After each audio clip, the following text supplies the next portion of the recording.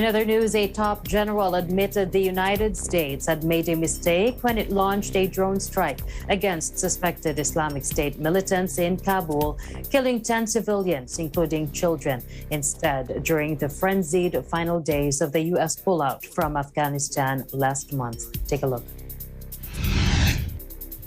Having thoroughly reviewed the findings of the investigation and the supporting analysis by interagency partners, I am now convinced that as many as 10 civilians, including up to 7 children, were tragically killed in that strike.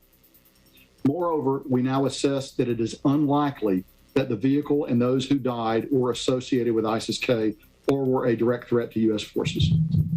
I offer my profound condolences to the family and friends of those who were killed. This strike was taken in the earnest belief that it would prevent an imminent threat to our forces and the evacuees at the airport.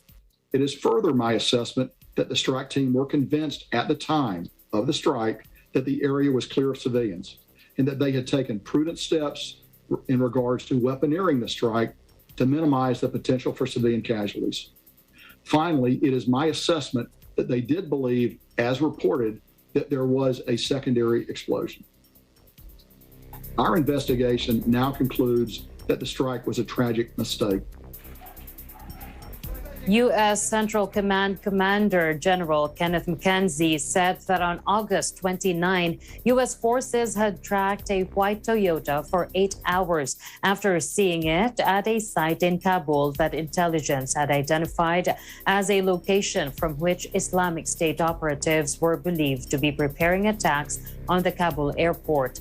Intelligence reports had led U.S. forces to watch for a white Toyota Corolla that the group was allegedly using.